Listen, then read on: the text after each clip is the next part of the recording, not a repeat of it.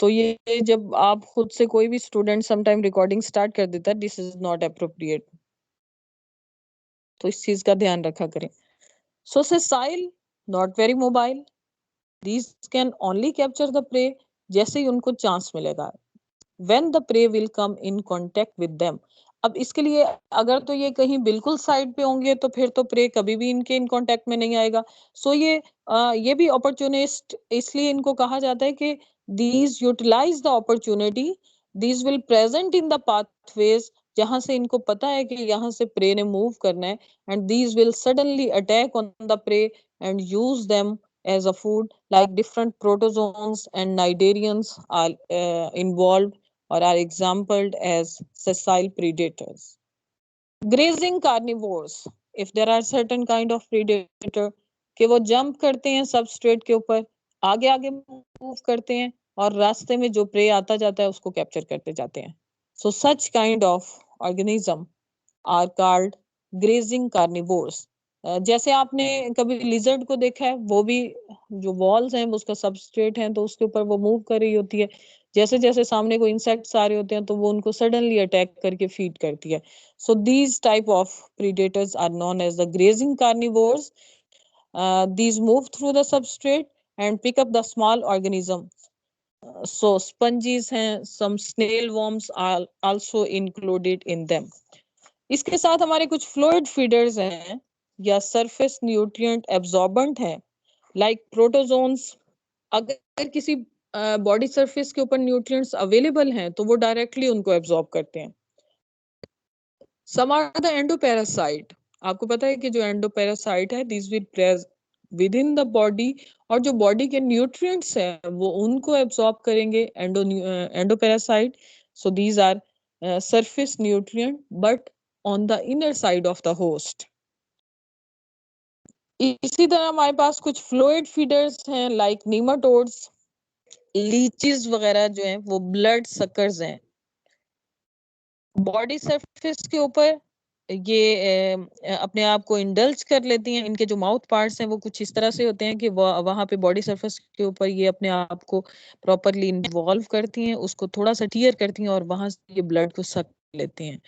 Similarly, the external parasite, these will be present outside the ma'am body, slide और change ये कर वहां दें. से जो बॉडी फ्लूइड को सक करते हैं. It is the general description, इसके लिए कोई स्पेसिफिक स्लाइड नहीं है, ये सिर्फ कुछ एग्जांपल्स हैं जो पैटर्न्स हैं वो मैं आपको बता रही हूँ कि कुछ दूसरे ऑर्गेनिजम्स जो हैं वो इस तरह से अपनी फीडिंग रिक्वायरमेंट्स को पूरा करते हैं. सिमिलरली इंसेक्ट्स हैं, बर्ड्स हैं. वेम्पायर बैट्स के बारे में आपको इंफॉर्मेशन है कंप्लीट कि जो वेम्पायर बैट्स हैं उनके जो आप कहें कि उनका जो डाइजेस्टिव पैटर्न्स है या इनकी लॉन्ग टंग्स जो हैं वो उनको हेल्प करते हैं. जैसे वो किसी चीज के साथ अपने आप को अटैच कर लेते हैं, शार्प इनके टीथ हैं, फौरी तौर पे टीयर करते हुए ये उसको कट डाउन करके उसके अंदर से जो ब्लड है या जो बॉडी फ्लूइड है उसको सक कर लेते हैं. सो ये जो प्रेडेशन के डिफरेंट प्रोसेस थे, इससे नेक्स्ट हमारे पास जो है वो न्यूट्रिएंट एब्जॉर्बेंस या फ्लूइड फीडर हैं. जैसे मैंने आपको एग्जांपल दिया है, कुछ एक्सोपैरासाइट हैं, एंडोपैरासाइट्स हैं जो कि इंटरनल बॉडी फ्लूइड को इनटेक करते हैं, और इंसेक्ट्स हैं या बर्ड्स हैं या वैम्पायर बैट्स हैं जिनके जो फेशियल उनकी अडॉप्टेशंस हैं वो इस तरह से हैं कि वो टीयर करते हैं फर्स्टली सरफेस को और फिर उसके अंदर से जो बॉडी फ्लूइड होता है उसको सक कर लेते हैं. So these are different strategies how the organism intake the food from the other resources. जी, तो इसके रेलिवेंट कोई क्वेश्चन है तो वो आप पूछ सकते हैं. जहां तक पोलिकेट्स के एग्जाम्पल के बारे में कहा था,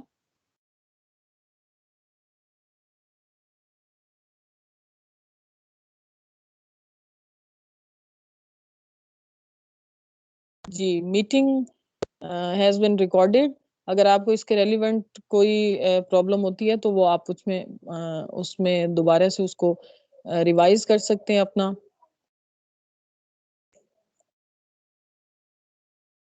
मैम ये सिजाइल अपॉर्चुनिस्ट में ब्रेनाकल्स का बता दें, और ग्रेजिंग कार्निवोर्स में एक और वो एक्टोप्रॉक्स, इनका भी बता दें. हाँ जी, जो साइल है उसके बारे में हमने कहा है नो मोर मोबाइल. मीन क्या है कि ज्यादा टाइम वो एक ही जगह बैठ के गुजारते हैं, but these will move in the process, या उस जगह पे ये बैठेंगे जहां पे इनको मैक्सिमम आइडिया है कि इनका प्रे वहां पे मूव कर रहा है। तो ये उस जगह पे जाके सेसाइल हो जाएंगे या लेस मूविंग हो जाएंगे, जहां पे इनको पता है कि इन कांटेक्ट आएगा जल्दी इनका प्रे, तो तब ये उनको मोस्टली खाते हैं। जैसे नाइडेरियंस हैं या प्रोटोजोन्स हैं, उनके काफी सारे जो मेंबर्स हैं वो सेसाइल अपॉर्चुनिस्ट होते हैं। नेक्स्ट आपने किस बारे में पूछा है वो प्लीज रिपीट कर दीजिए। मैम ये ग्रेजिंग कार्निवोर में एक्टोप्रॉक्स हैं, इनका पूछा है, ये कौन से बेटा जो ऑर्गेनिज्म। ग्रेजिंग है, बेसिकली जो ग्रेजिंग का वर्ड है, हम इसको मोस्टली हर्बीवोर के बारे में यूज करते हैं कि जो ग्रेजर्स होते हैं, जो सबस्ट्रेट के ऊपर से प्लांट्स को खा रहे होते हैं, या स्मॉलर वन प्लांट्स को पे फीड कर रहे होते हैं। मोस्टली हमारा कॉन्सेप्ट ये है। आप इसको मिक्स कर रहे हैं कि ग्रेजिंग भी है और फिर कार्निवोर्स है, तो क्यों ये इस तरह से क्यों?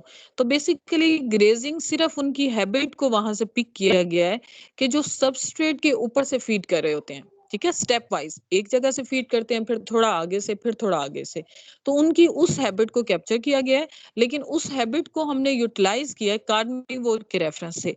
अब कार्निवोर कौन से हैं? जो प्रीडेटिंग कैपेसिटी रखते हैं, जो प्रीडेटर्स हैं और अपने प्रे को कैप्चर करते हैं। लेकिन उनका अपने प्रे को जो कैप्चर करने का स्टाइल है वो ग्रेजिंग पैटर्न पे है कि they will move on the substrate, और जैसे ही प्रे उनके सामने आता जाएगा वो उसको फीड करेंगे, देन मूव नेक्स्ट, और फिर कोई प्रे सामने आएगा तो उसको कैप्चर करेंगे। लेकिन सिर्फ सबस्ट्रेट के ऊपर से, इधर हवा में इधर उधर सराउंडिंग एरिया, वहां से वो अपना प्रे नहीं ले सकते। वो जब तक सबस्ट्रेट के ऊपर मूव करेंगे और कोई प्रे सबस्ट्रेट के ऊपर आएगा तो वो तब उसको खाएंगे। जिसमें स्नेल्स हैं, वो उड़ नहीं सकते, तेजी से भाग नहीं सकते, तो वो स्टेप वाइज मूव करेंगे, जो जो प्रे उनके सामने आता जाएगा वो उसको फीड करेंगे। That's why these are called the grazing carnivores. ये अंडरस्टैंड हो गया? Yes ma'am. यस। हाँ जी, आज के लिए इतना ही काफी है। नेक्स्ट इंशाल्लाह ताला नेक्स्ट लेक्चर में हम कंटिन्यू करेंगे कि डिफरेंट जो इनवर्टिब्रेट्स हैं या वर्टिब्रेट्स हैं तो उनके डाइजेस्टिव ट्रैक्ट्स क्या हैं और उसके अंदर क्या क्या एडॉप्टेशंस हैं और वो किस तरह से मूव करते हैं। ठीक हो गया जी? Any question regarding this? और दूसरा ये है कि क्या आप लोगों ने मुझे अपने ग्रुप सेंड कर दिए हैं, जो आपके क्लास के ग्रुप हैं, ताकि मैं आपको असाइनमेंट के रेलिवेंट कुछ इंस्ट्रक्शन दे दूं और आप उस पर काम करना शुरू कर दें। यस मैम, अच्छा, मैंने वीक आपको में अगर शेड्यूल हमारे कर दिए 4 थे। प्रैक्टिकल्स हैं तो उन 4 हमारे लेक्चर के डेज हैं, तो उनमें से एक हमारा प्रैक्टिकल डे है, तो उसमें हमारी जो डिस्कशन होगी वो प्रैक्टिकल के अकॉर्डिंग ही होगी। पोलीगेट्स की एग्जांपल पूछी थी, तो मोस्टली जो हमारे सेंटीपीड्स हैं, मिलीपीड्स हैं, ये पोलीगेट्स के अंदर ही फॉल करते हैं, जिनकी बॉडी इलोंगेटेड होती है और सेगमेंटेड होती है, और इसके इनकी बहुत ज्यादा टांगे होती हैं जो हर एक सेगमेंट के ऊपर प्रेजेंट होती हैं। और अगर फर्दर अंडरस्टैंड ना हो रहा हो तो आप इसको ओपन करके इसके एग्जांपल जो है वो चेक कर लिया करें कि इसमें कौन से ऑर्गेनिज्म प्रेजेंट है। इनफैक्ट आप इस तरह से करेंगे तो शायद उसके बाद जो है वो आपको कॉन्सेप्ट जो है ज्यादा क्लियर हो जाए।